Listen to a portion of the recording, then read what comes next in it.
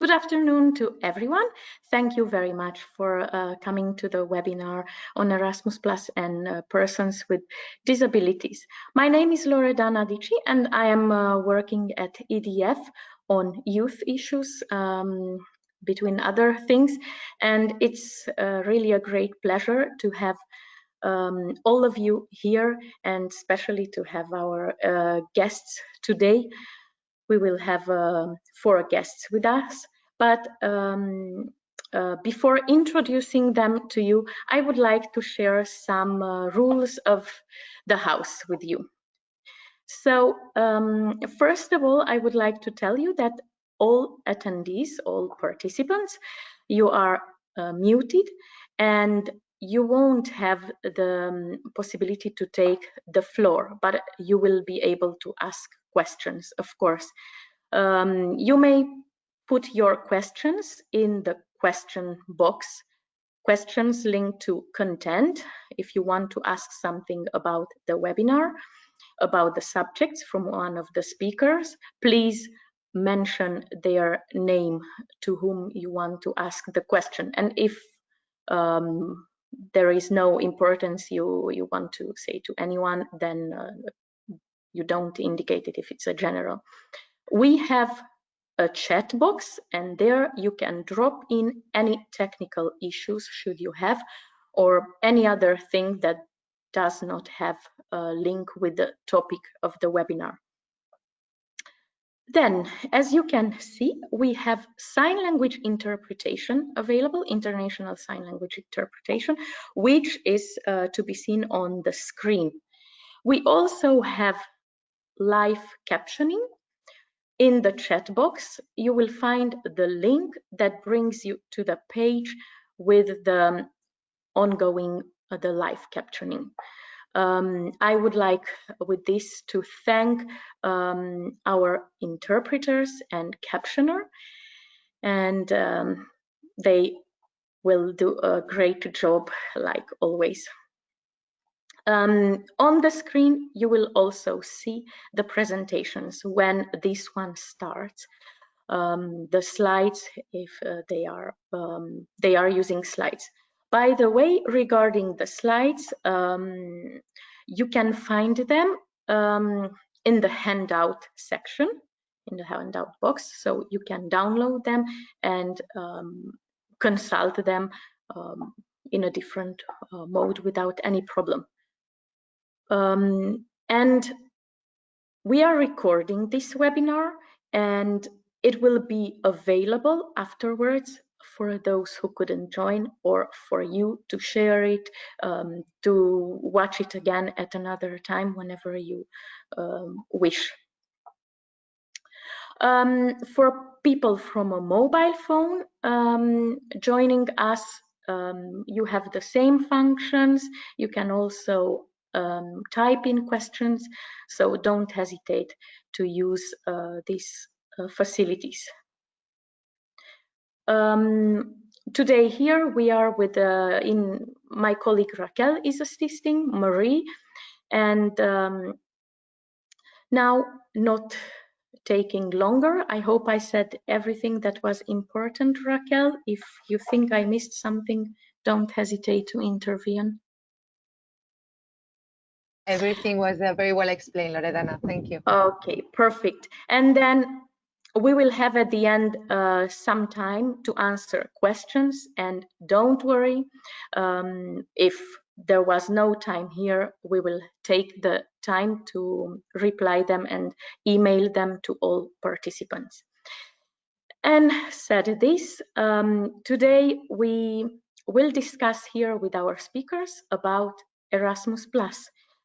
Erasmus Plus is the program of the European Commission for Education, Youth and Sport. And what is very well known, everyone say, did you go on an Erasmus? It became a common word in our vocabularies, because this Erasmus, even though it's a European program, but it became a common word to express, to say student exchanges. But as we will hear in 1 minute, it is much more than that. But today we will have the opportunity, first of all, to hear from Marta Gutierrez from the Commission what Erasmus is and what offers for persons with disabilities. Then we will hear from Dominique Montagnese. I will introduce him later, and we have two students who will speak to us, and then at the end, after questions and answers, the chair of the youth committee, Camille Gungor, will conclude. And now I will pass the floor on to Marta Gutierrez from the European Commission, coordinator on Erasmus Plus and management of national agencies.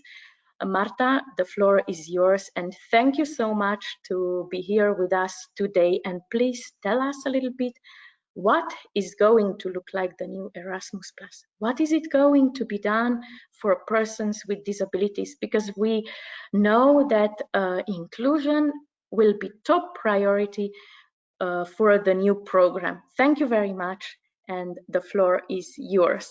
My camera will not be anymore on, so thank you very much, Raquel, to switch it off. Thank you.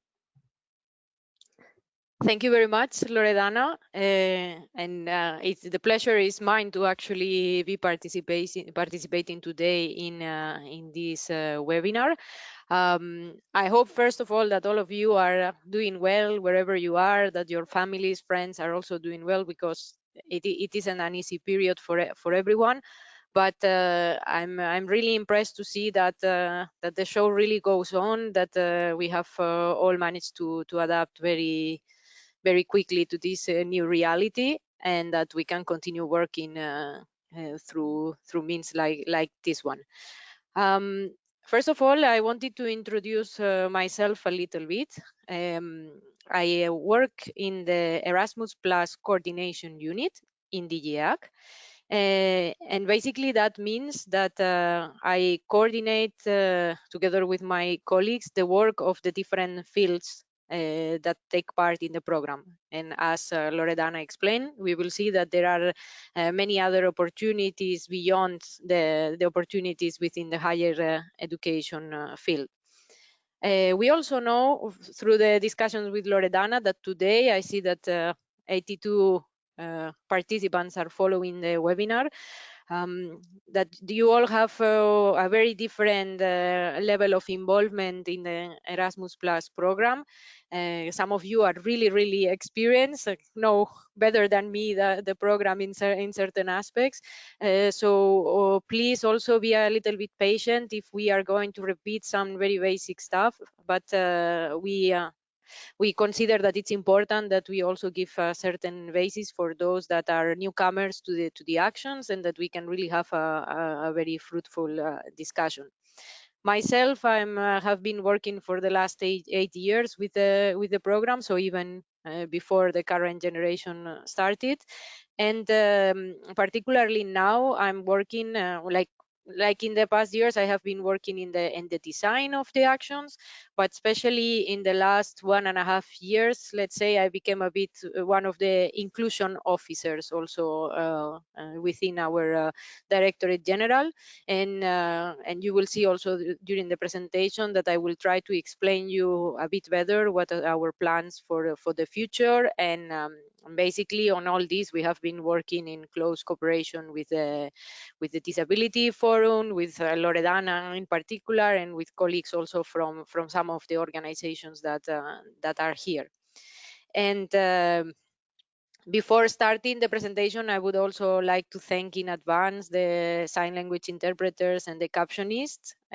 So please also let me know if I'm talking too fast, or we can also discuss more questions afterwards. I must say it's a bit strange because I don't see any of you, so I feel I'm talking to the computer, but but okay.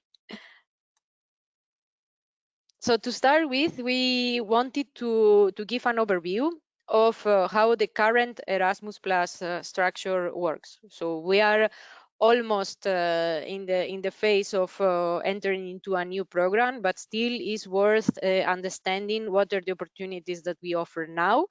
in order to identify what will be changing in the future generation. So you may have heard that the program is structured into something called like key actions.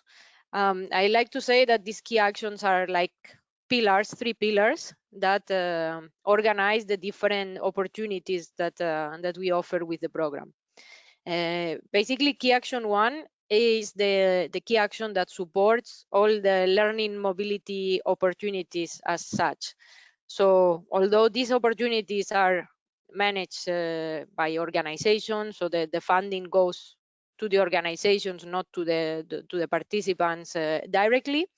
But these actions are mostly meant to really send staff, learners, youth workers, young people through youth exchanges abroad and to meet with people from other countries, etc.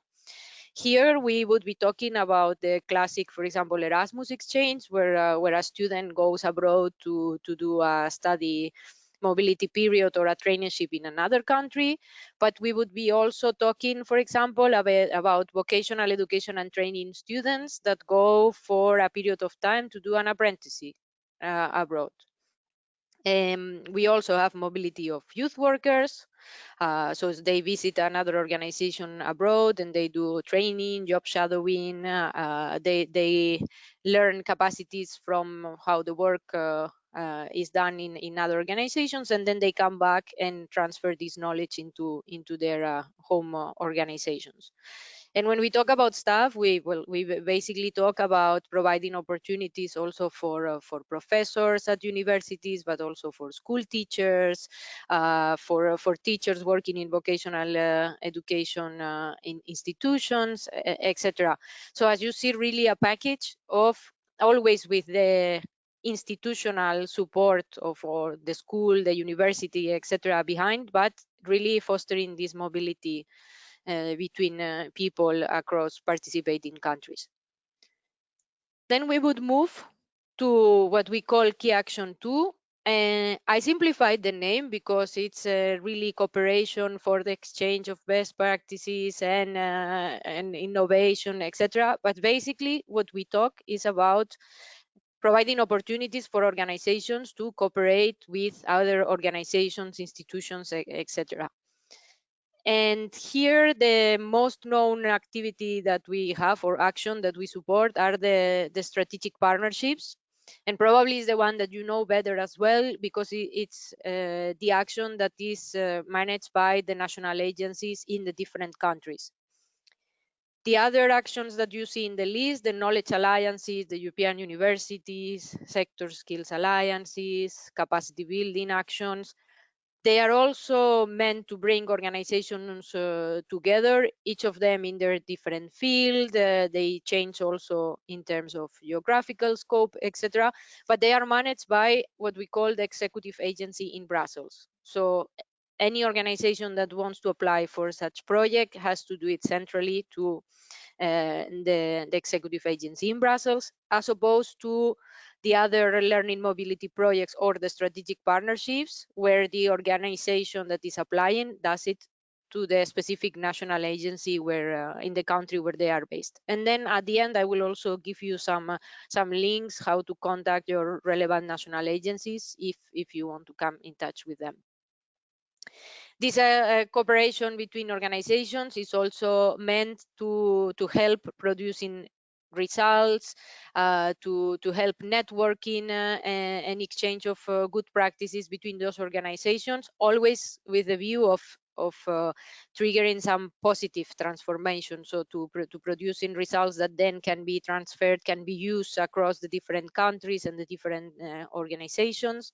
And we also like to encourage that this cooperation happens between what we call also cross-sectorial activities, so bringing together a higher education institution with a school or with a youth organization, etc., and not staying only in their regular fields. That would be it for Key Action 2. And then we would move to Key Action 3, which is, let's say, we would be talking a bit for in its majority for projects where we are trying to test certain policy ideas, where we are trying to gather evidence of how the different fields are working, what would be the needs for improvement, etc. And we also support dialogue activities, like, for example, the youth dialogue um, in the field of youth. In that case, it's also an action managed by the national agencies. So some of you maybe may have participated in the national activities, or even in youth dialogue projects across countries. In terms of structure, these projects are similar to the ones I described in under Key Action 1, but they have a very particular essence of really bringing the voice of young people into policy making, so fostering this active participation, democratic participation, etc. I also put two other boxes related to sport and Jan Monnet activities. These activities are also part of the Erasmus program.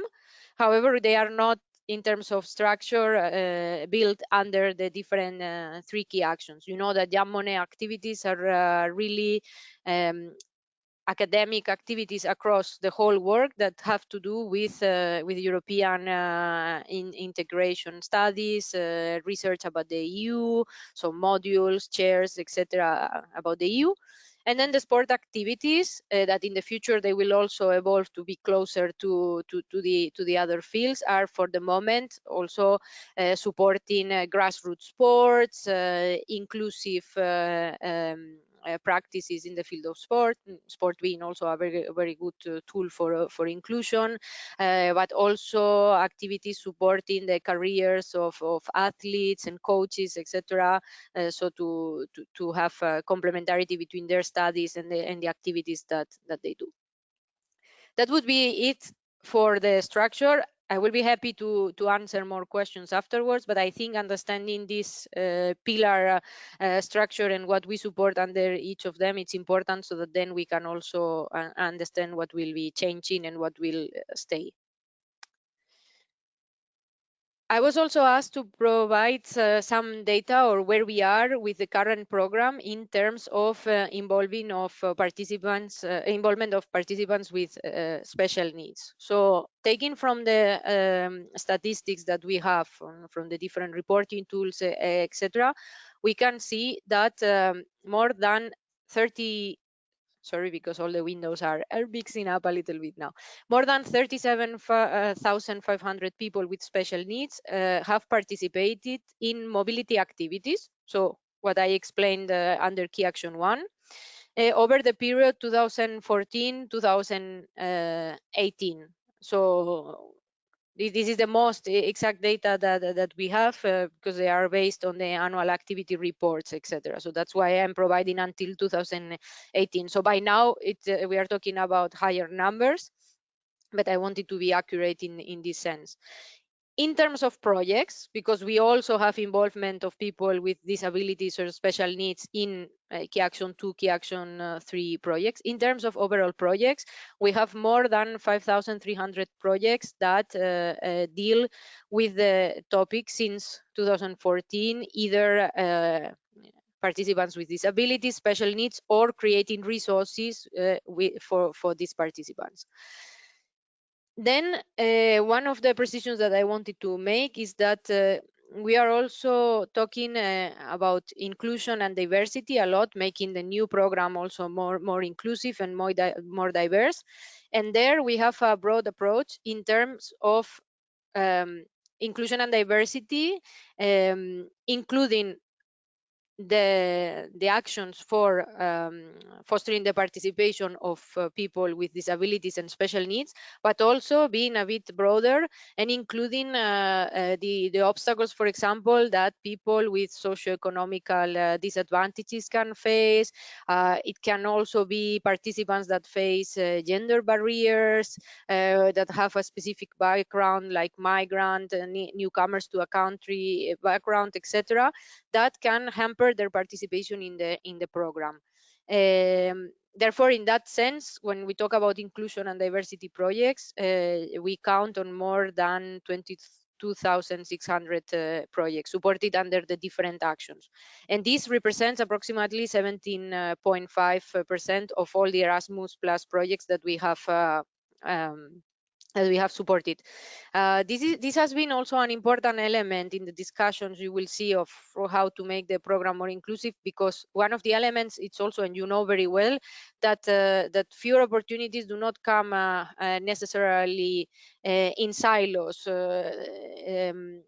People that are people with disabilities or special needs, in many cases they are also facing gender barriers. There is sometimes also the combination between migrant background and disability, which makes it even more difficult to access the program. So we are also sensitive to the fact to really try to look at 360 degrees what can be the needs of the participants and the combination of factors that can appear.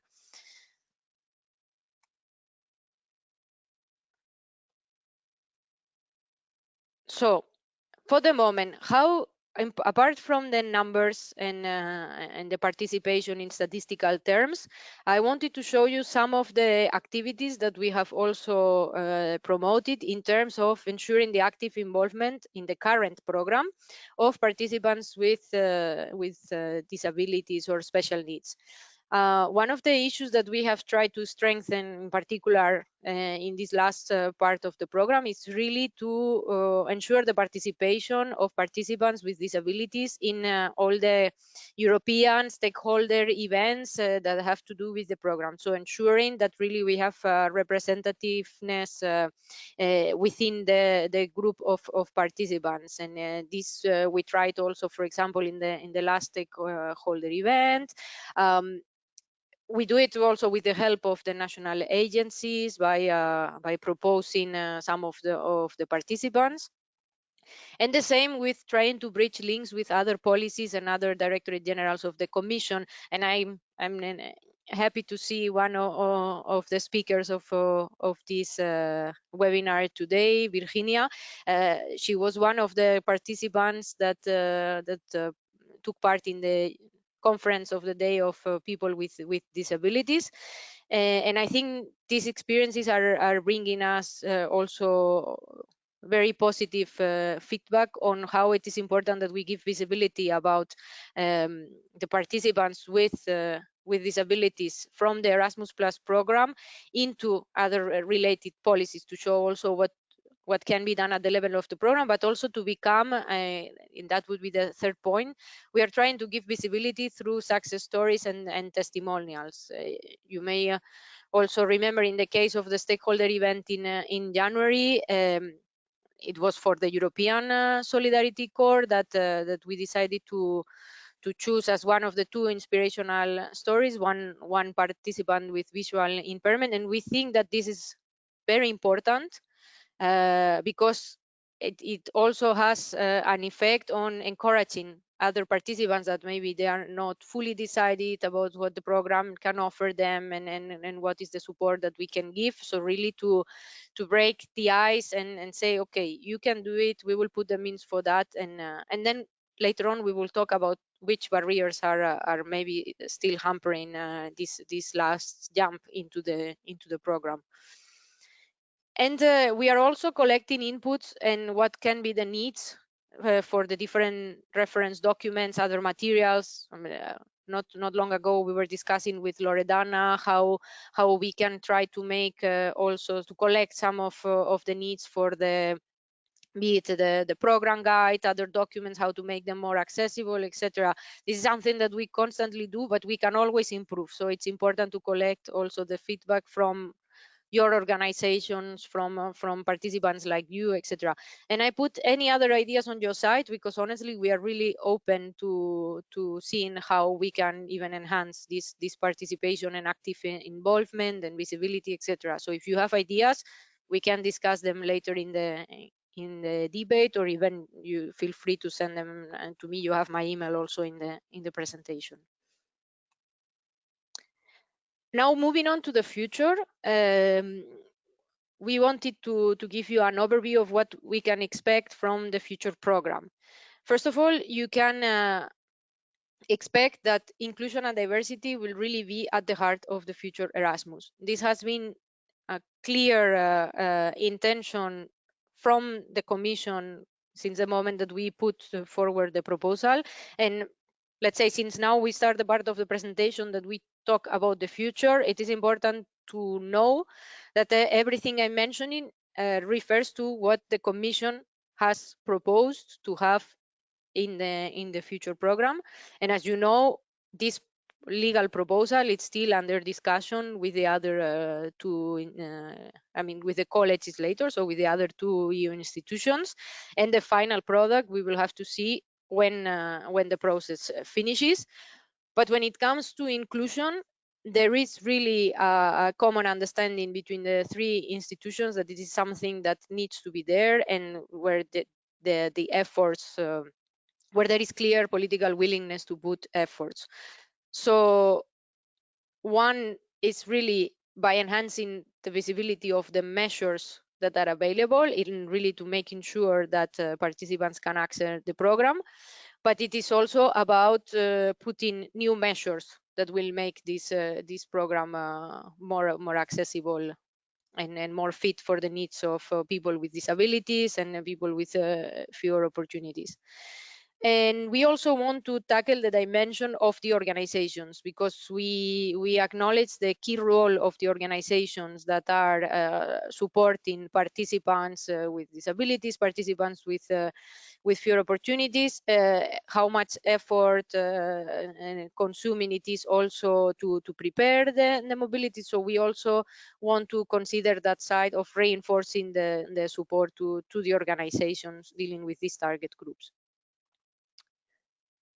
In terms of the future program structure, that's why it was also important to have this very first slide where we really went through what are the type of activities that we have now. For the future program, we can expect quite an important continuity in terms of the structure. So we have proposed to stay with the structure of Key Action 1, Key Action 2, Key Action 3. The sport actions will be much better integrated into all this, having a similar structure while still having also their specific activities. But for example, there is also the proposal to have mobility of sport coaches within Key Action 1, which didn't exist at the moment, to integrate the collaborative partnerships, etc., within the clean structure of partnerships, etc. At the same time, while we really propose continuity, we also propose certain new actions that are particularly meant to make the program also more inclusive and accessible. And I'm talking, for example, about a new format, the so-called small-scale partnerships, that is meant to have like really very small cooperation between organizations. It's supposed also to help newcomer organizations to the program to really learn how to cooperate together, to have like easier requirements in terms of the management of the program, etc., and then allow them to grow within the program. We have proposed also a new very interesting type of activity under Key Action 1, which are the youth participation activities, which are meant to be youth-led projects, but with a in-countries or local component and a cross-border component. So we are proposing to support really like local activities that have a European added value, where it can be also very good for as a first experience in the program, maybe breaking the ice. I can participate, I can really discuss and learn from people in other countries, and maybe lose this fear to going abroad and engage in another activity, maybe at cross-border level, or start directly by having a cross-border project. Then when we talk about the priorities, inclusion and diversity, it's really meant to be the key priority. I mean, for those of you that have also been involved and following the negotiation process with the Parliament and the Council, you know that there has been there have been a lot of talks about making inclusion very visible in the legal proposal, and also with a very clear framework. And I think this is something to be very much welcome. And then we have other, let's say, horizontal priorities for the program. That would be sustainability, so really participating to combating climate change, to making really climate neutral Europe, but also active participation and citizenship. A more simplified program. This is something more technical, but it's still important because it will help the access to the different opportunities. And then a more digital Erasmus, of course, keeping physical mobility at the heart of the program, but still making a better use and exploiting better the potential of digital collaboration. And I guess now in these weeks or months, we are seeing also how important it is to be ready and to have the skills, the competencies to really use as much as possible this type of tools, while preserving, as I said, the essence that our program is very much based on physical mobility and contact between people. And I think I would say one of the big lines also of the new program is that, and we have done it already in the preparation phase of the program, is to have a constant engagement of all stakeholders that are involved. That means to really be in regular touch with organizations, with the national agencies, with the other institutions, to collect what are the needs, to understand where we want to go together, because that facilitates also that the information reaches all the different spaces, and that also everyone feels much more involved in a program and feels ownership in that. I wanted to mention some examples of the specific measures that are being explored and that we want to propose for the new program. One very straightforward is to increase the financial support to support all kind of needs related to fewer opportunities, including disability, and also including a part of support that should go to reinforce the work of the organizations in that area, so not only to the participants. We are also exploring how we can do more flexible the administration of that support. We know that many of the barriers that some of you face are really related to the way that these costs can be claimed. This money has to be advanced even before it can be reimbursed, and so on. So we are trying to explore how we can overcome those barriers. Then when it comes to the thematic emphasis on the projects, to really explain that we want projects that are dealing with inclusion and diversity, but also making even more relevant the element of inclusion in the qualitative assessment. For example, not only by having it as a priority in the projects, but we are also working on a system of accreditation of organizations so that there can be easier access to funding in a sustainable manner, so that there is a one-off really accreditation of the organization, and then the access to the funds is easier. And in this process of accrediting the organization and certifying that they are doing good work in a certain field, inclusion will be one of the criteria to really understand that they are performing their selection of participants, their preparation in an inclusive and diverse manner, etc.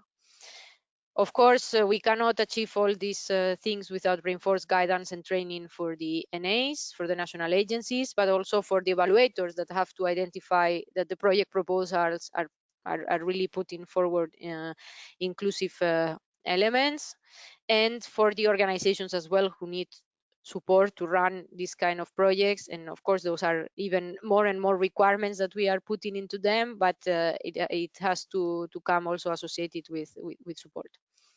And when we talk about capacity building also in the area of inclusion and diversity, it means we are also trying, even in-house in the commission, but also through the officers in the national agencies, etc., to really gather more experience, more knowledge, to exchange more practices.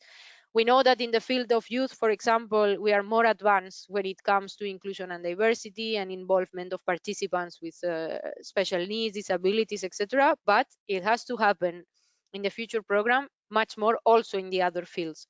So for that, it's very important that there is also discussions between the fields, etc. We are thinking, for example, about expanding the work of SALTO, that currently SALTO Inclusion and Diversity exists in the youth field. We are wanting to expand it also to the other fields of the program, to encourage that the national agencies have really inclusion officers for all fields or at the level of the national agency, so that we build knowledge in that area.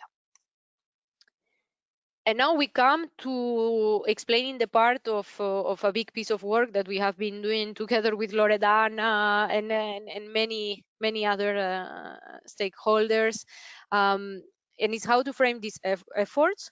So we are planning to do that through a cross-sectoral inclusion and diversity strategy. You know that we have at the moment an inclusion and diversity strategy with guidance on how to make the youth specific activities of the program more inclusive and diverse. But the idea is really to have something like that for covering the whole program, including and also the sport activities, and of course all the education and training activities, and by the way also covering the European Solidarity Corps. So it would be one strategy covering the two programs, because many organizations are common, because we use also the same implementing structures, the national agency, the executive agency, etc. And what do we want to do with this inclusion and diversity strategy, which would be a document put in the framework, a flexible framework, saying these are all the objectives and the activities that we propose to approach inclusion and diversity. We want to make it very flexible so that national agencies and also the different sectors can adapt to their specific needs, but at the same time having a kind of an umbrella that ensures that we have a consistent approach across sectors, and also trying to harmonize the terminology that we use, because that might seem something very bureaucratic, but it's something that is also making it very difficult to have reliable data on how we are progressing in the involvement of participants with fewer opportunities, including disabilities, etc.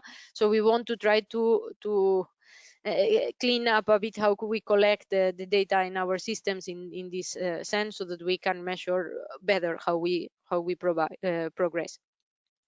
Of course, in such a communication document, we cannot specify every single detail for every single sector, etc. But what we want is to provide anchors for then other detailed specific documents, be it the application forms, be it the guide, the program guides, be it the guides for experts, the IT tools, etc. But we want to also provide some guidelines and recommendations for the organizations and the national agencies. And especially, we also want to use this inclusion and diversity strategy to try to build synergies with other actors, other programs, etc., where you may have heard also that there are ideas on how to better link the Erasmus Plus program with the structural funds, to see with the social funds as well, to see how we can maybe top up financially or scale up good practices in one program into the other, etc. So this is a way also to give visibility to all the efforts and give the tools and the means to put it in practice. And of course, we want to also make more visible all the best practices that have been developed until now in the program, and that can serve as inspirational examples for other project promoters, for other organizations that want to work in the field. And how are we defining this strategy? We have been working for over a year now on that. We do it in full collaboration with stakeholders in the field of inclusion and diversity, and I can reassure you that also the specific field of disability and special needs has also always been present in the expert groups. We have tried to involve individual participants as well in the consultation, and it has been done by collecting feedback and and consultation of very different setups, from small working groups to bigger consultations through national agencies, national authorities, etc. So in different moments, trying to gather different angles of the story. And many times it has also been through individual organizations sending us feedback on how the program can be made more accessible and inclusive. So we have always been open to any contribution, and this is also an invitation for you to, if you have recommendations, ideas, etc., please send them, because it will not be enough time today to just tackle this. And we have, of course, gotten inspiration from the best practice that we have for the youth specific strategy. And we have always tried to keep in mind that that the strategy needs to be coherent with the design, the structure, the architecture of the future program, and with all the mechanisms and measures that we want to apply. And this, I will not say anything about this. Basically, here are just some links on where to find more information about the program, about the national agencies, etc. But this is more for you to download the document and to have it at hand. I'm done, and I think we will have time for questions and feedback afterwards. Thank you very much.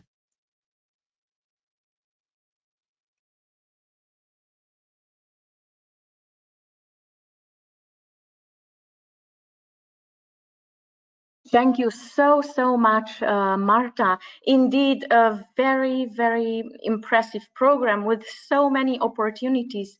And now with this future things that will come, like the inclusion strategy, we really need it, because our next speaker, Dominique Montagnese from SIHO, he will tell us what SIHO is also.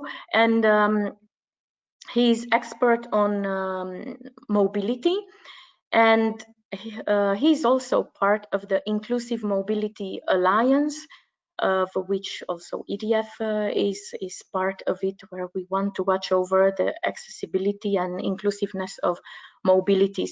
Dominique, which are the barriers? Because if they made this inclusion strategy, it was certainly necessary. Tell us a little bit more. Thank you so much. Thank you very much, Loredana. Indeed, thank you, well, first of all, for inviting me here. And indeed, if this strategy was made, and I'm very happy to see this strategy happening, among other things that Marta Gutierrez just mentioned, it's because we still face a couple of barriers in the participation of students with disabilities in Erasmus Plus. Sorry. Let's have a look at what we have prepared today to give you a little bit more insight from our side, also, and complement a little bit what Marta has already presented. I just put the PowerPoint. I hope it works. If not, please someone let me know. Otherwise, I will just go ahead. So I'm here today to talk about participation of students with disabilities in mobility programs, so in Erasmus Plus mainly, but not only, in general in mobility programs, and really we were focusing in higher education. That's a little bit what I'm going to talk about. So very briefly about me and the organization I represent today. I'm Dominique. I've been working with the Erasmus program for more than 10 years now. And with the topic that we are discussing today, so mobility and inclusion in mobility programs since 2013. I work nowadays for an organization called the SIHO, Support Center for Inclusive Higher Education. It's an organization that is based in Flanders, in Belgium, and it's a collaboration of the University Association, of the Flemish Government Ministry for Education, and the National Student Union in Flanders, Belgium, as I said. It's an organization that supports universities and the government in the implementation of the United Nations Convention on the Right of Persons with Disabilities.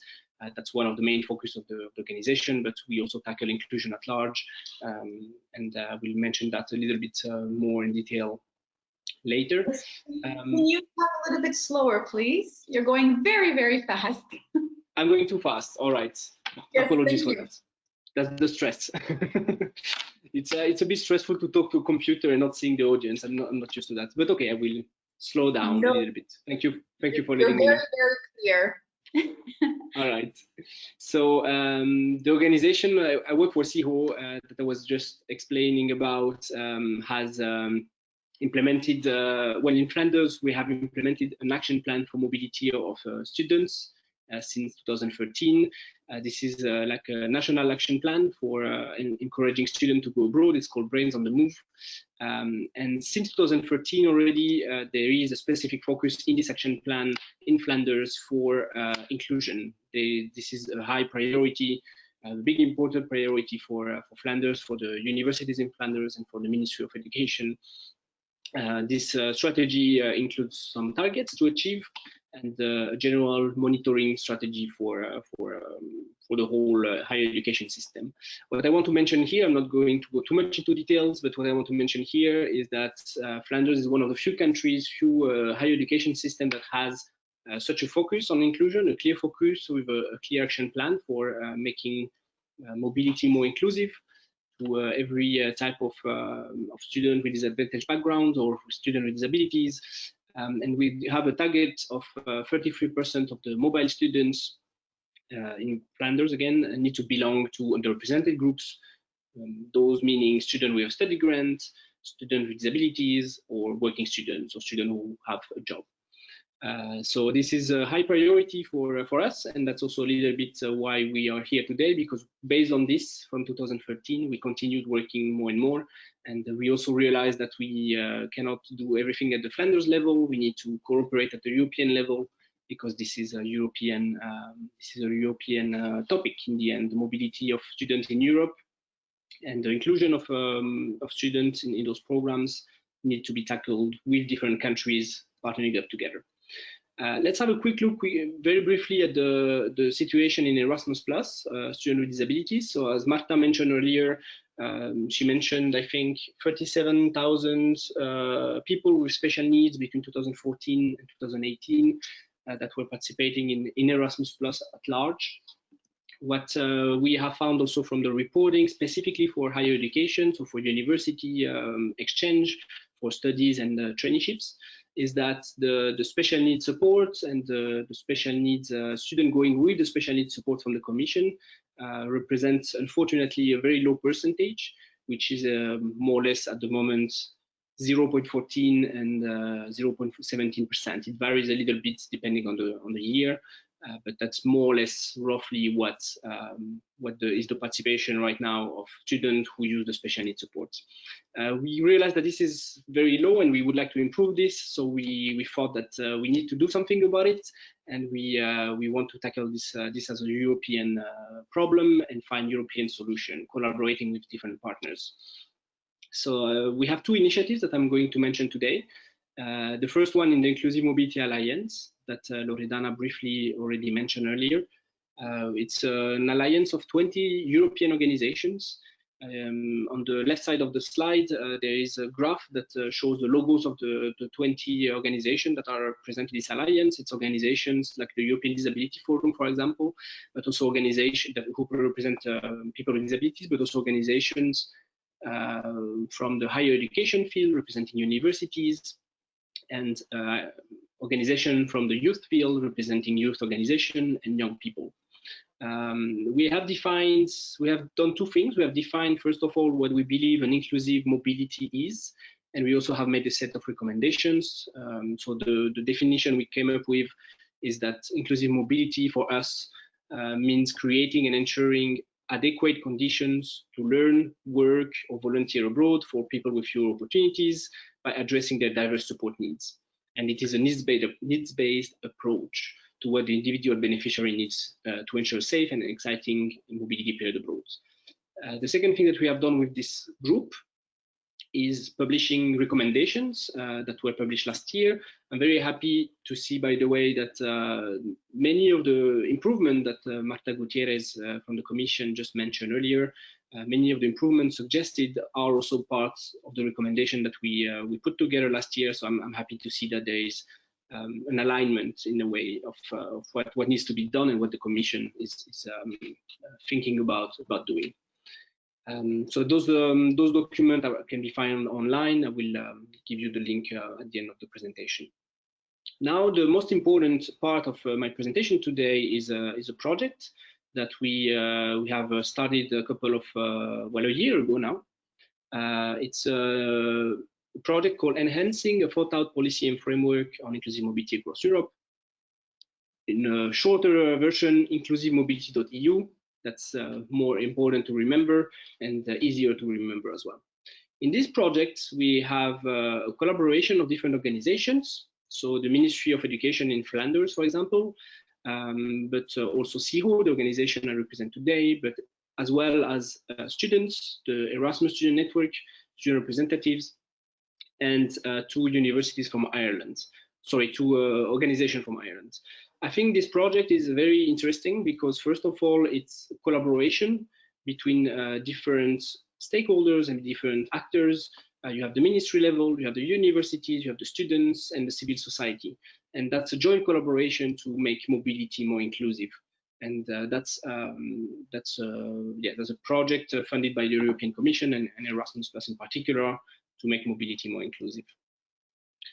I'm not going to talk about everything about the project. I think I will focus now on one most important part, which are the surveys. We had surveys, we ran surveys in past autumn, and especially a student survey, but we also had a survey for universities and survey for ministries. We looked a little bit at all the aspects and all the different voices of the actors who organize mobilities.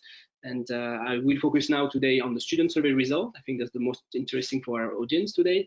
But just for you to know that there will be also a university survey and ministry surveys, and everything will be published at the end of this year. So in October or November 2020. So let's have a sneak peek into the student survey results.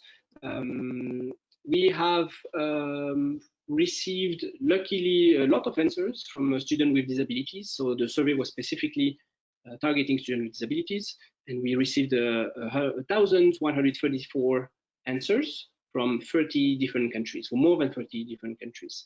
So you have the full list on the slide as text. So if you use a screen reader, you can also see later which countries have participated, but most countries in Europe have taken part in this survey.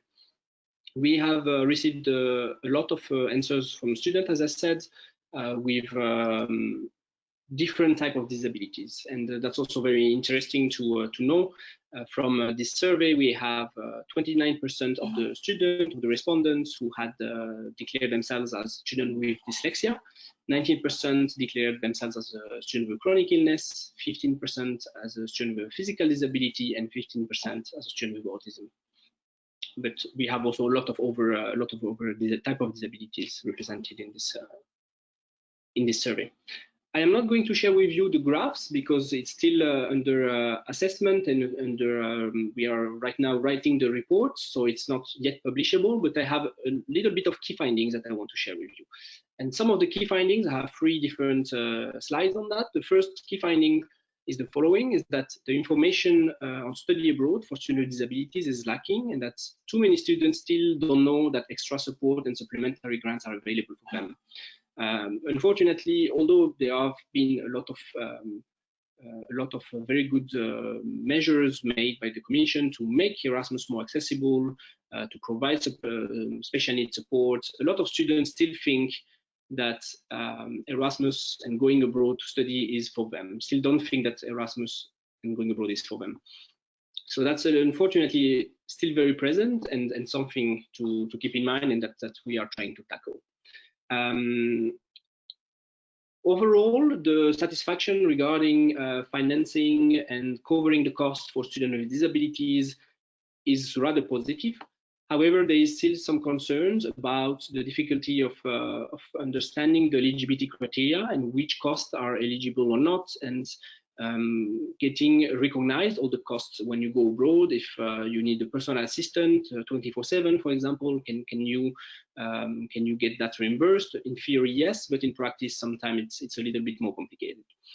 So in general, there's also a general barrier about the application process that is found to be a little bit inaccessible. And I have a testimony from a student that comes just after that will explain that very well. One of the students said the following. When preparing for my own year abroad, I was told that I need to speak with my lecturers and faculty members who don't know any information about disabilities in the countries where I wanted to go.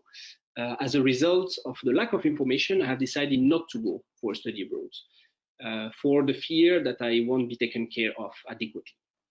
That's a testimony we have extracted directly from one of the students who answered the survey. So we see there's still a little bit of fears around going abroad and what it means. It's not always very easy. Another key finding that we have from this survey is that the key criteria for choosing a university to go to as a student with a disability depends very widely and is very much focused on the accessibility criteria. Is this university accessible? Is the city accessible? Will my learning be accessible? Will I be able to have exams, pass my exams in an accessible way with adjustments for my specific type of disabilities? Is the campus and the housing accessible, etc., and so forth and so on. So this is, of course, it sounds probably very normal and very obvious, but unfortunately, this type of information is yet not easy to find, and that's a very big barrier, unfortunately, still in 2020 to the mobility of students with disabilities and participation in Erasmus. On a more positive note, though, we have also found that the so-called pre-visits are very impactful and have a very important positive impact to reassure students and the staff from the universities in charge of the mobility, to reduce the doubts and the fears to the lowest. So if you're not familiar with pre-visits, this means that before going on Erasmus, you have the possibility to go, let's say, for a couple of days to visit the campus, to visit the city where you are going to be studying. Sometimes it's the university staff that is in charge of you who will go. Sometimes they will also allow you to go with them, and they will also make sure that on the spot you are able to find your support, meet the people that will support you as well, and so on and so forth. I have another testimony here from another student who explained that very well. The student says, I had the possibility to find a good accessible accommodation, pre-visit the university and visit an information center for people with disabilities in my host city, so in the city where that student went on Erasmus, which helped me organize medical aids and to search for personal assistance in advance of my studies. So I think that's a very straightforward testimonies that pre-visits are a very impactful and beneficial tool for students to feel more comfortable to go abroad and to help them prepare their mobility. And the last key finding I have for you today, it's a very positive one, to finish on a positive note. International mobility exchange in general have comparable advantage both for students with disabilities and for, let's say, mainstream students or other students. We have found that the advantages of mobility is very similar for comparing to other studies that have been made. So in general, mobility brings higher academic achievements, brings better language skills, more self-confidence for students, also supports the personal development of students. So that's very similar, and that's a very positive things to see that the impact of mobility on students with disabilities is also very positive. There is an addition also that students with disabilities testified more normalized self-perception, making them feel more similar to their peers. And to finish here, I have a last testimony from another student. It's a bit long, but I think it's very useful to read, and I like this example very much. So I'm going to read it out loud for you.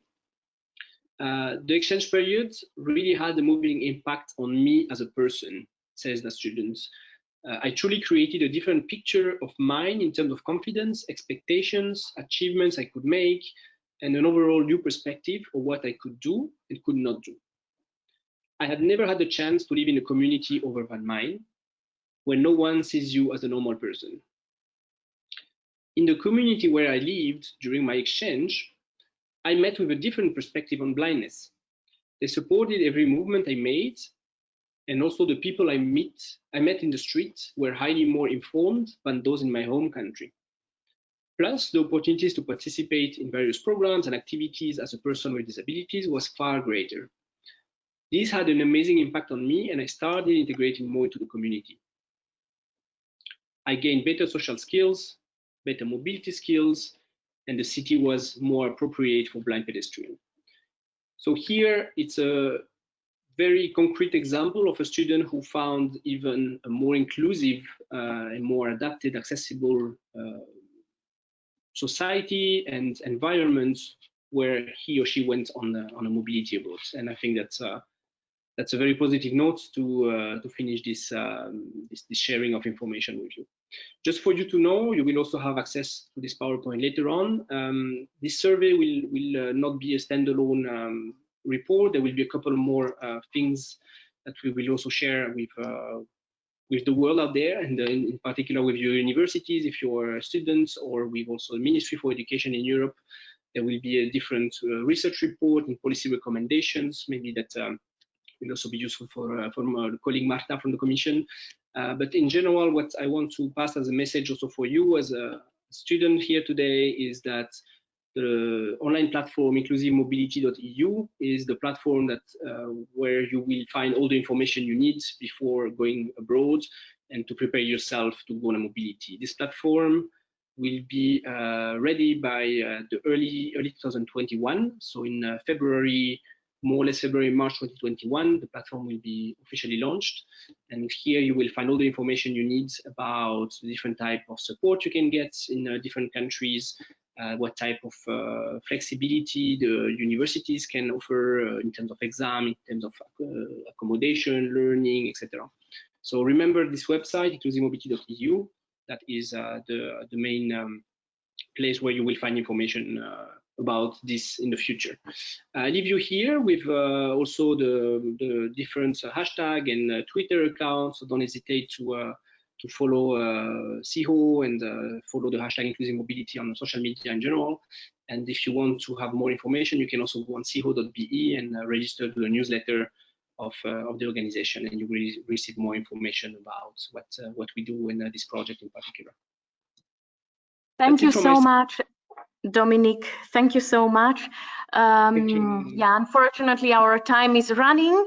We would like to stay much longer, and I won't keep longer because the most important also comes now. We will hear some students who did such an experience, and the first one will be Virginia Lozalo from Spain, who did Erasmus project abroad in Norway and UK.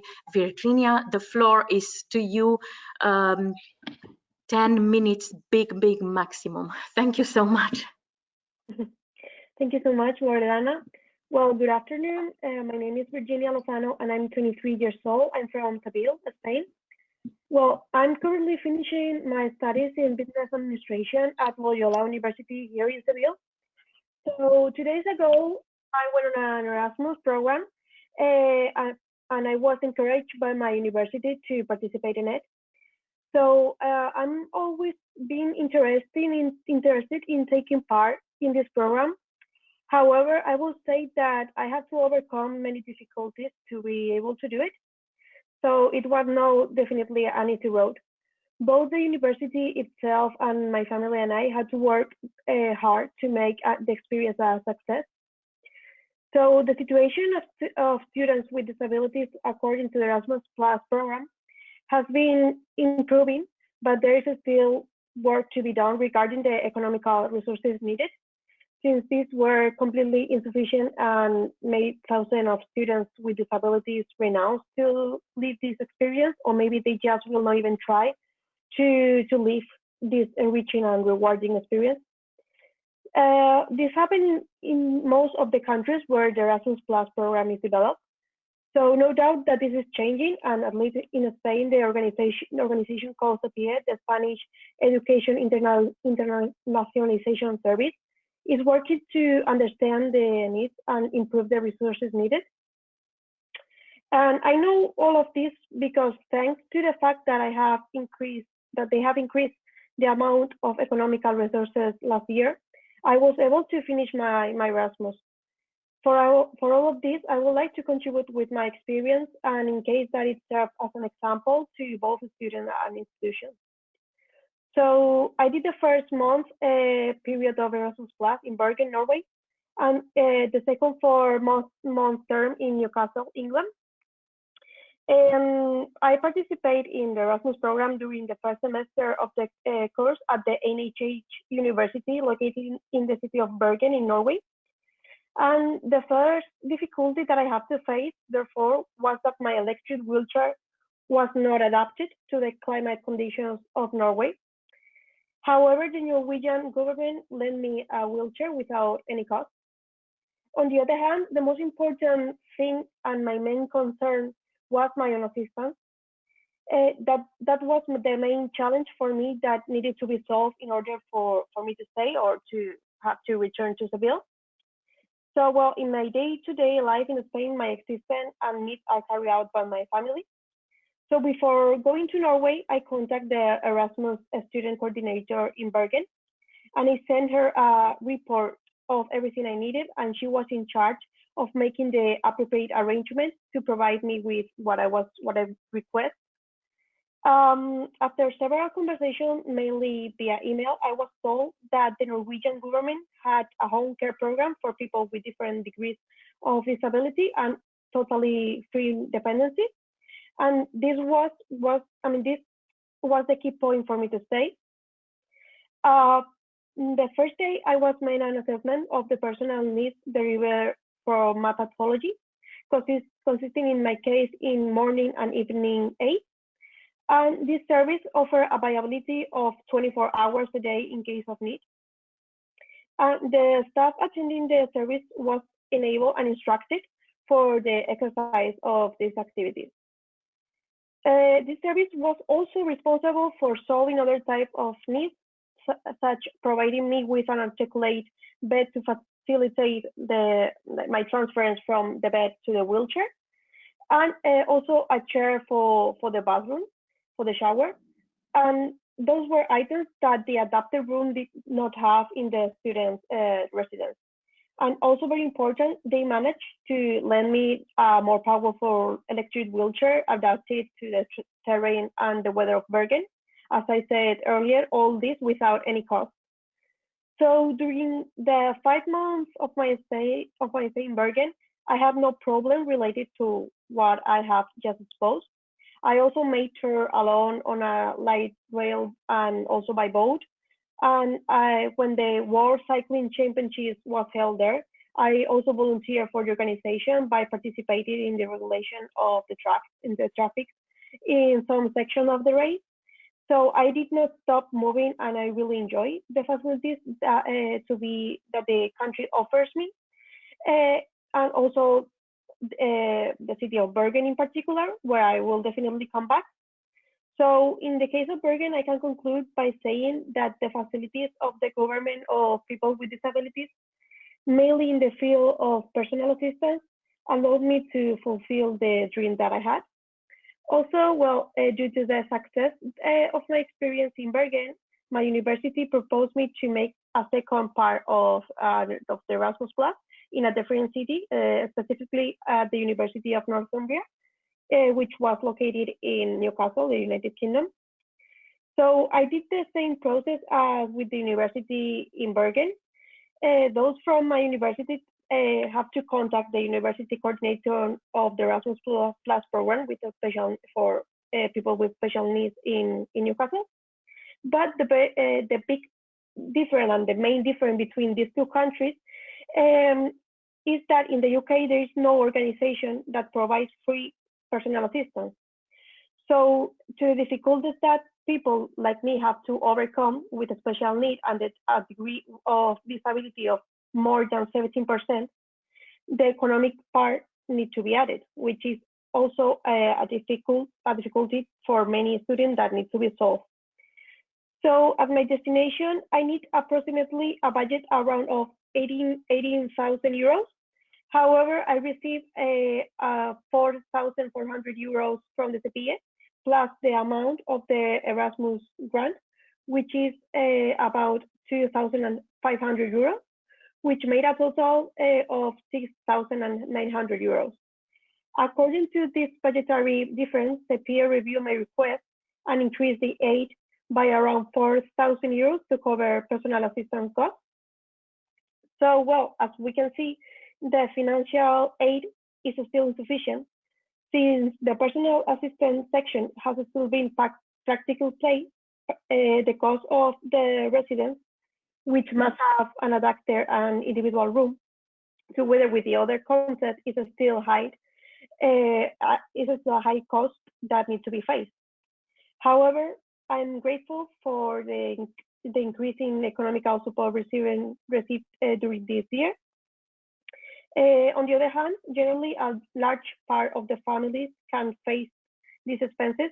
So the student with a disability, let's not forget, more than 17% cannot take part in the Erasmus Plus program, which from my point of view put us in a clear position of inequality towards people without disabilities.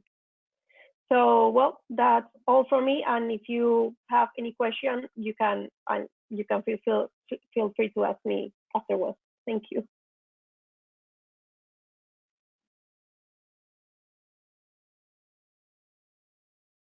Thank you so much, Virginia. And indeed, as we could see from your experience, if there is a good collaboration between the services offered by the state of or country where you are doing your Erasmus work together with the university, it can work. But we know very well that not all countries are Norway, unfortunately.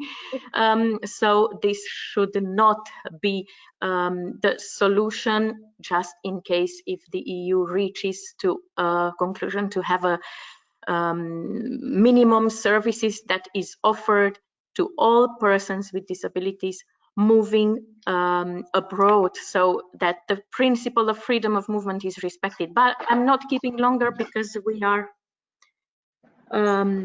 concerned with timing. I'll pass the floor on to Klaas Koning, student at the Catholic University of Leuven in Belgium. And Klaas did an Erasmus in Finland. Klaas, the floor is to you. Thank you so much. Thank you, Loredana. First, I want to give a short introduction to myself. So I am a deaf student. Wear cochlear implants at both sides. I'm studying history, and I went to Finland, Joensuu more specifically. Yeah, and the thing I was afraid of before going there, I think it was like the assistance. And as it turned out, the cooperation between my home university at Leuven and the one in Joensuu, it wasn't that good. I think they only had like a few conversations about, oh, there's a student coming with a disability, he's deaf, and you have to pay attention for it. And I think that was about it.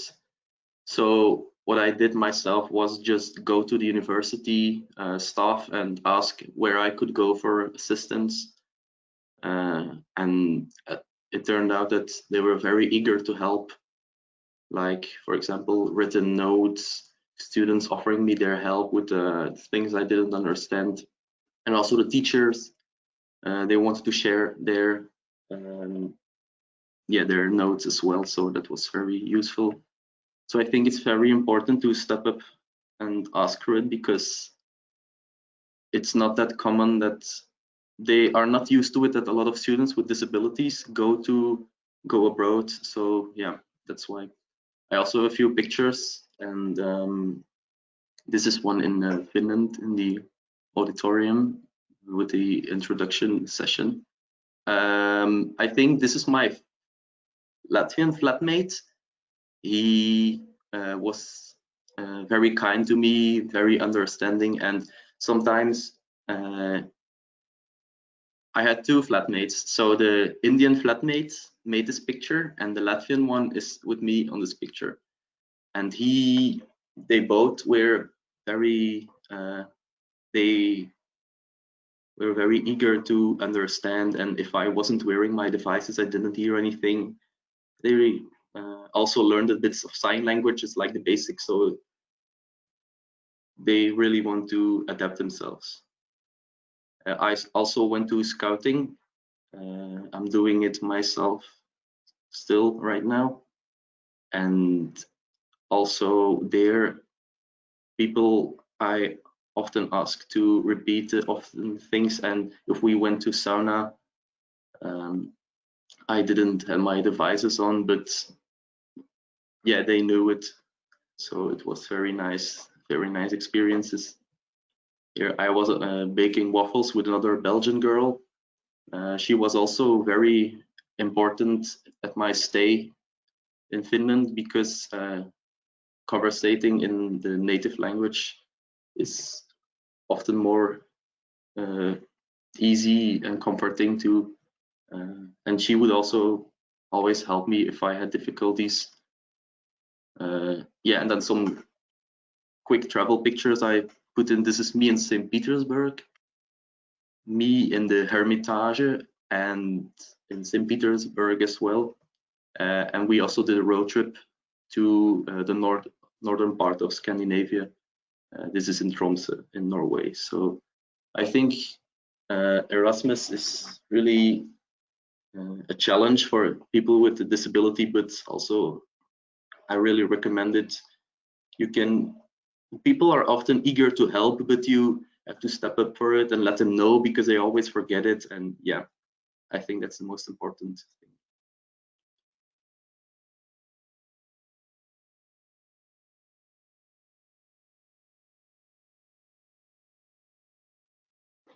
Thank you so much, class. That was really nice to hear all these adventures, but also the solidarity of students you met, of your flatmates and the students.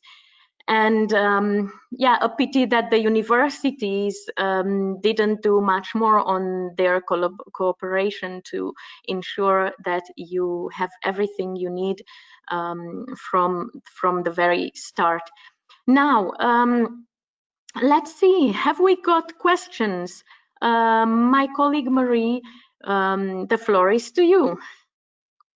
Thanks, Loredana, and yeah, thank you for all the very interesting presentations. We do indeed have questions. They have been coming in throughout the webinar, so most of them for now are relating to Marta's presentation and maybe mostly to Dominique's, but I'm waiting still, so when people are still typing, there might be still questions coming in. I will just start off with a general one, which is aimed at Marta, and it says, "Hi Marta and all, I hope you are doing well. One question, how can long, medium-term Erasmus Plus opportunities be managed for those with 24 hours care needs?" Marta, maybe you can answer to this directly.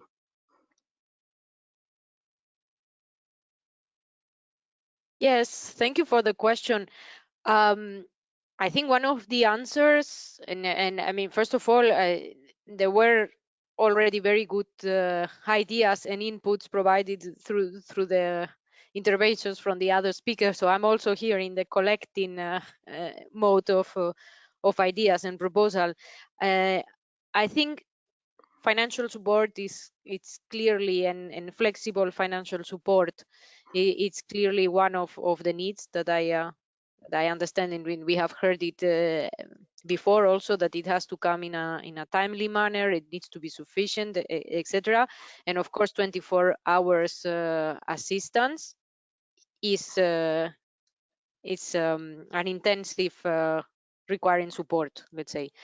But I think Virginia, for example, was also tackling one very important point, which is the collaboration between the organizations and the structures that are already in place in the countries.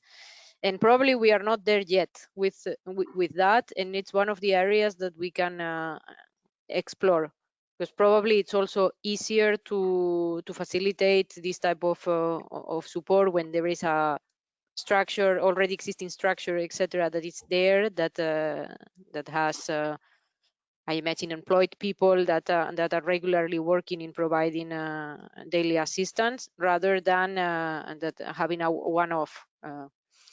But it can. I think it just needs the mechanism and the financial support to be done, and I think it is happening. But the problem we have, Dominique also mentioned it, is first of all the visibility or the information about the existence of these opportunities, and then I also acknowledge how the possible mechanisms are then implemented by the higher education institutions or other organizations. So the translation of the rules into the actual implementation. And for me, there is nothing that blocks at the moment to really have 24 hours assistance in terms of the rules that are in place. So you think that the Erasmus agencies, they should be able giving budget for 24 hours assistance? I actually wanted to clarify something, and it's I said it at the beginning. The national agencies do not give money directly to the participants. There is always an organization, an institution in the middle. So the national agencies always give the financing to, for example, the universities. And it's the universities who give the funding to the students, and it's exactly the same case when it comes to the difficulty of the forms that you were saying. We actually do not provide forms on how the university has to necessarily request the funds. So sometimes I think there can also be some institutional requirements that come on top of what we put from the program. I see. Thanks a lot. I have another question which Marta maybe can reply on, because it's actually more of a comment, but you can maybe elaborate on that aspect of the program. The comment is, I am quite worried when I read a more digital Erasmus, of course, except during the active phase of the pandemic, if no one can go physically. Marta, can you explain this aspect? Is this new in Erasmus Plus? What is exactly meant by this digital Erasmus? Yeah, I mean, by no means it means that we want to change the fact that people can go abroad physically and just replace it by digital cooperation. But it is true that in the world that we live in at the moment, there is a need to understand also how digital tools and digital cooperation works, and it provides also a lot of opportunities to improve the way we work together. So we are talking about really being able to combine periods, so to try to foster more blended mobility, so that apart from the period that you go abroad, that you can also have some virtual cooperation before or after, so that your experience can also be prolonged. Then there will be certain cases where maybe for whatever reason of the participant, it's really impossible to go abroad. So in those areas, we also want them to have the opportunity to collaborate somehow with participants from other countries if the physical mobility is not possible. So that would be, but in principle, we always talk about the need to have a physical mobility when participating in the project, while strengthening the cooperation through digital tools and helping, for example, in projects to really work together, etc. So it's a combination of both aspects. Thank you. Thank you. Marie, maybe a last question.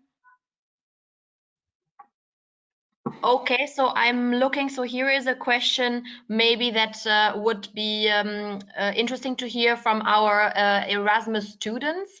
Exactly. Actually, it is a two-part question, but parts of it have been answered by Marta. So I'm going to ask the first part. So the question is, what is the system or how to find the database of graduates with disabilities from other countries? So I assume the person means other graduates that have also done Erasmus. So maybe as students, Virginia and Klaas, do you know of such a database? How have you been in touch with other Erasmus students from other countries? Maybe you can explain this.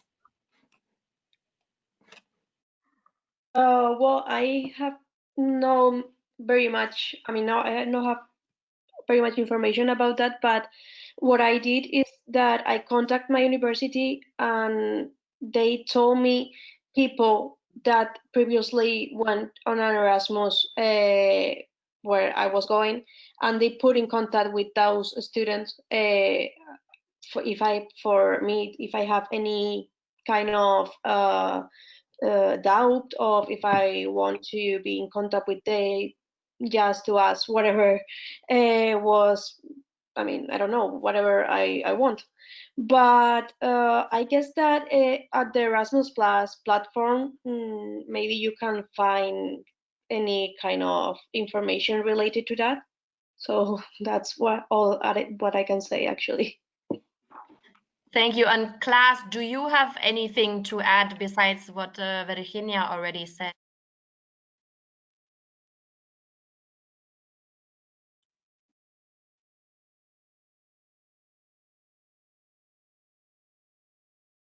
Would you like me to repeat the question?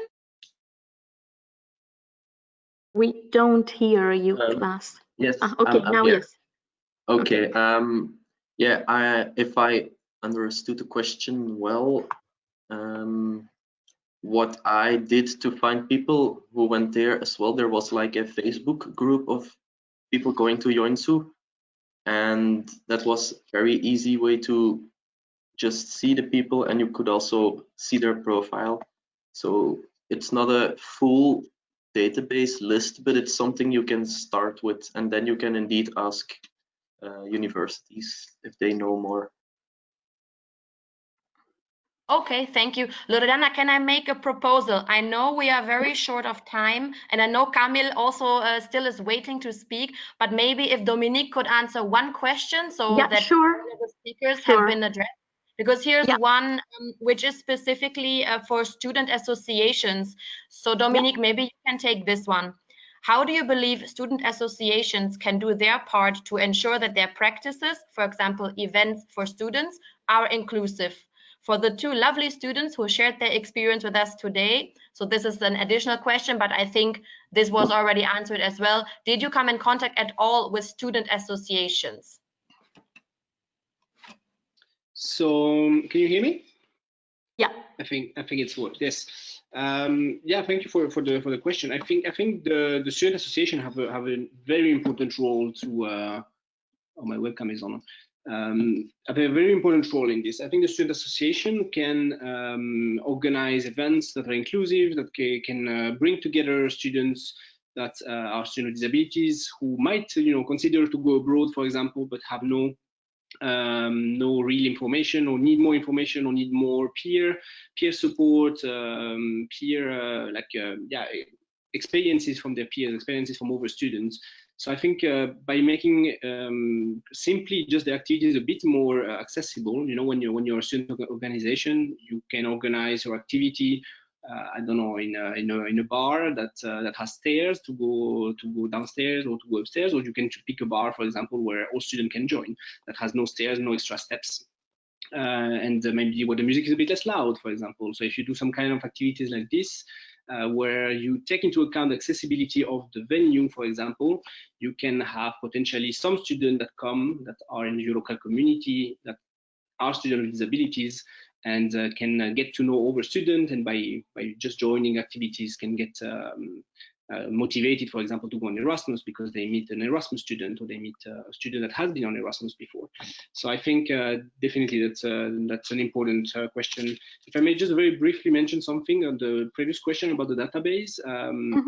The platform I mentioned earlier, inclusivmobility.eu, is really also for that. You will, at the moment, find a little bit of information about the project and what's upcoming, and you will find a little bit of testimonies from students that we gathered, that some universities have created testimonies from students with disabilities who have been abroad. So we have gathered it already on inclusivmobility.eu. But we will gather more. There will be more. That's also the message I want to pass in from February, March.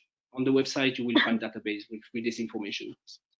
So indeed, everyone should go back later to the inclusivemobility.eu website.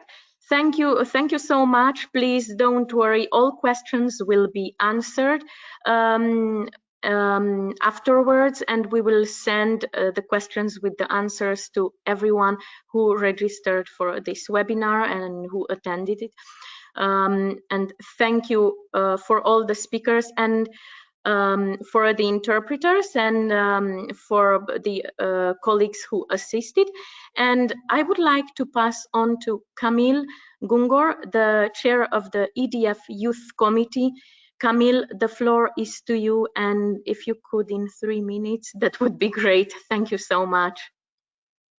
What I will do. Can you hear me well? Yeah, I assume you can. Right? Can hear you Yes, we can perfectly, hear you. Camille. We can Yeah. hear you, Camille. Okay, thank you. Yeah, thank you. So, yeah, I am. My name is Camille Gungor. I come from Greece. I'm the chair of the EDF Youth Committee, and I represent the European Network for Independent Living Youth Network.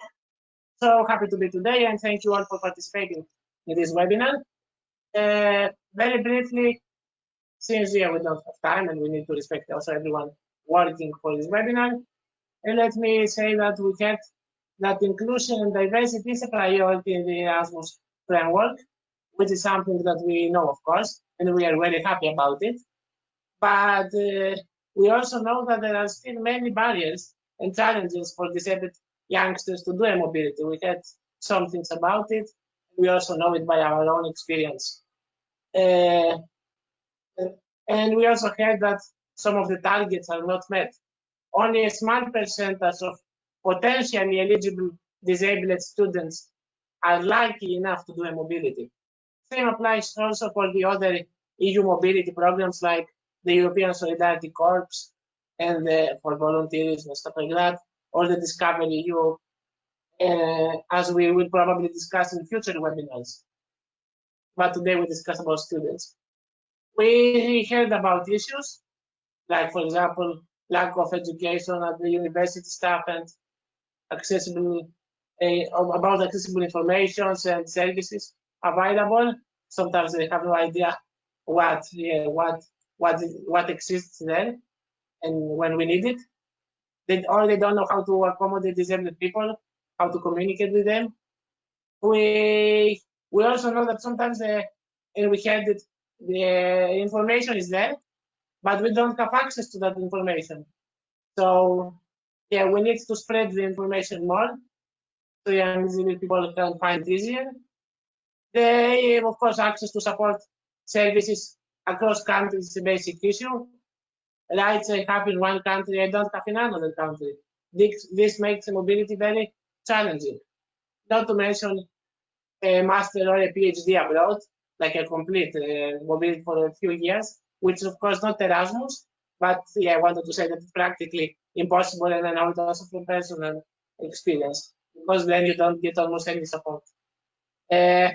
Some other threats include replacing physical mobility with virtual, or doing it in your home country because of cost or because of accessibility, and this is clearly discrimination.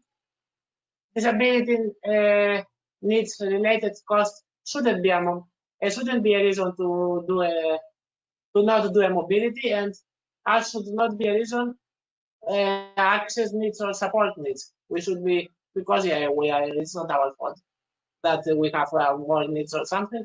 And we are talking about inclusive societies in the year 2020.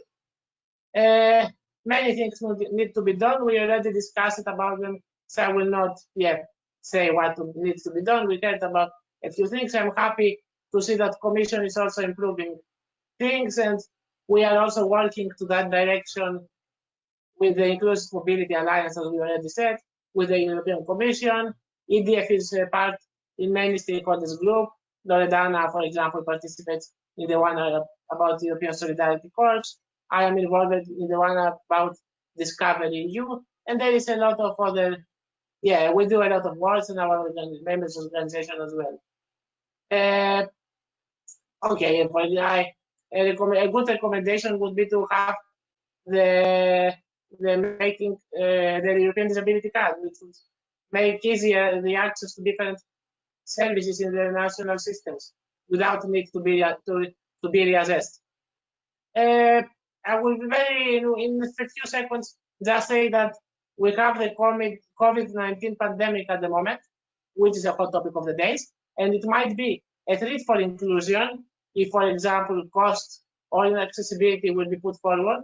But we also might use it as an opportunity, since now we can discuss about inclusion, about exclusion, and people can see how it's to be, working in a different way and living a life different, which is a reality for many youngsters with disability anyway.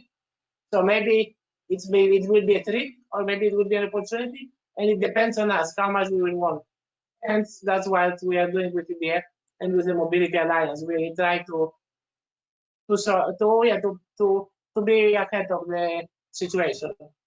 Studying abroad is a lifetime experience, and it's really beneficial for all, as we already saw, for disabled and non-disabled. So I want here to thank everyone for participating. To thank you to all attendees for joining here. To thank you all the speakers from the Commission, Dominique Montagnese, Virginia and class. I want also to thank Loredana, Raquel, and Marie for their work to make this webinar happen and make it accessible and inclusive. So for that also I want to thank sign language interpreters and the captioners. Hope you enjoyed, hope you will find it useful. Stay well, stay healthy, do mobility, and stay tuned. We'll do soon another interesting webinars. Thank you. Thank you so much, and I won't keep longer. Thank you once again to everyone, attendees, assistants, sign language interpreter, our captioner, and we will have another webinar on the European Solidarity Corps in September. Stay informed via our social media, follow us, and you will hear for sure. Thank you so much, and I apologize for keeping you longer. Thank you.